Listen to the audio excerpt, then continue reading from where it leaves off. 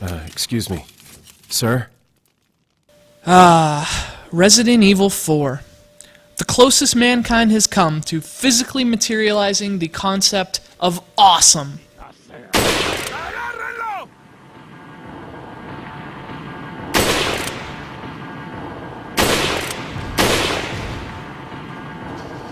Released to the GameCube to nearly universal critical acclaim in early 2005, Resident Evil 4 was a complete break from its namesake franchise in almost every sense.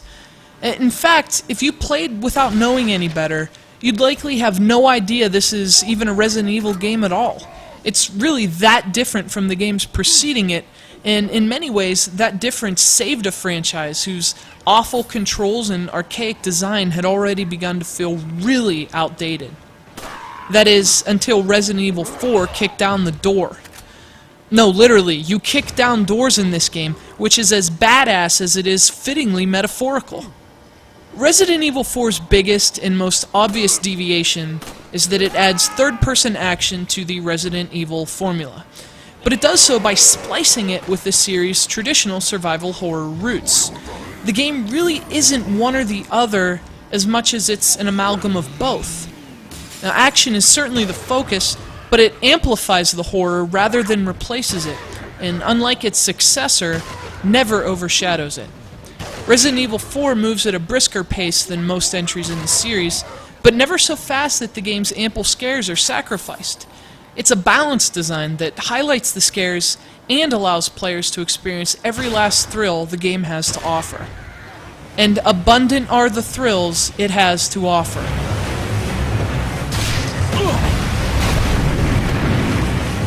Along with its fantastic use of sound, Resident Evil 4's balanced design allows its unsettling atmosphere to really shine.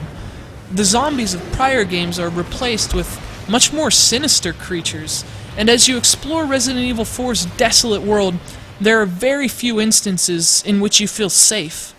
Lost among skeleton trees and dilapidated cabins, villagers armed with axes and pitchforks lumber towards you with an unnerving gait until suddenly darting closer, and as you run to find cover, the game's sound intensifies the eerie tension.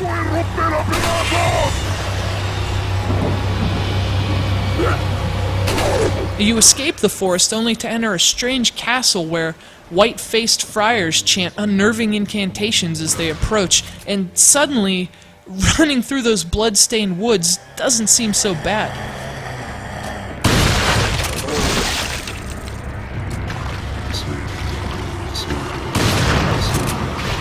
Unless you're the steel nerve type, for which fear rarely resonates, Resident Evil 4 will scare you.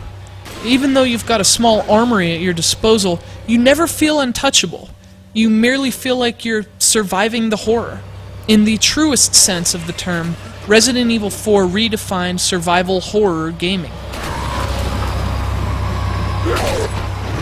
Now, the controls are far from ideal, but unlike prior Resident Evil games, they facilitate the experience instead of getting in its way. Of course, Leon can't strafe or even move while shooting for that matter, but once you're used to it, that quirk becomes part of the game's charm. Resident Evil 4 is about running to what you hope is a safe spot, turning around and shooting at foes from a distance. Run, turn, shoot. Run, turn, shoot. It may feel clunky compared to other third-person shooters, but Resident Evil 4's combat is an immensely satisfying improvement over past Resident Evil games, thanks to its modified controls and dynamic over-the-shoulder camera. As with even the truest survival horror games, Resident Evil 4 forces you into a bit of strategy as well. You have to fit all of your equipped items into a briefcase, so you don't have unlimited space to lock and load. You'll have to make some tough decisions about which guns to take, which guns to leave, and which guns might be worth upgrading. The strategy plays a role in the gameplay as well.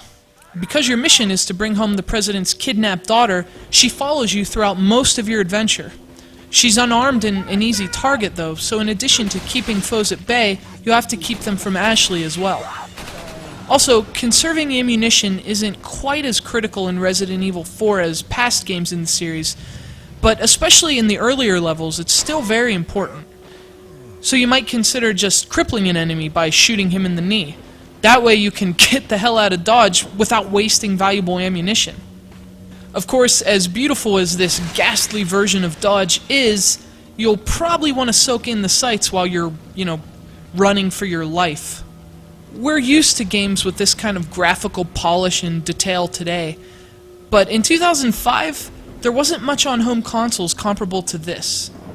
It was jaw-droppingly beautiful in a terrifying kind of way, which, in addition to being great eye candy, also helped fuel the game's atmosphere. From the diverse environments to the great character models and advanced particle effects, Resident Evil 4 stood at its release as perhaps the most visually stunning game on a home console.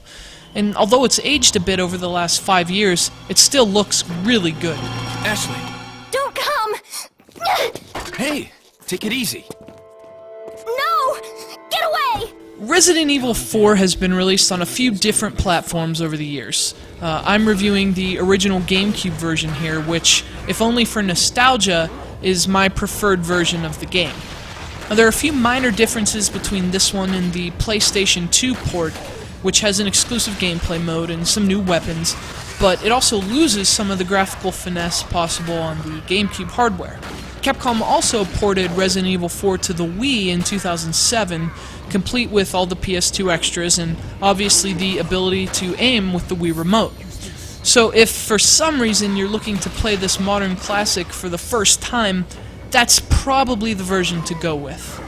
Either way, with a single-player campaign north of 20 hours long and loads of unlockable content and gameplay modes, Resident Evil 4 packs a massive, genre-defining punch that's still impressive half a decade since its bone-chilling debut.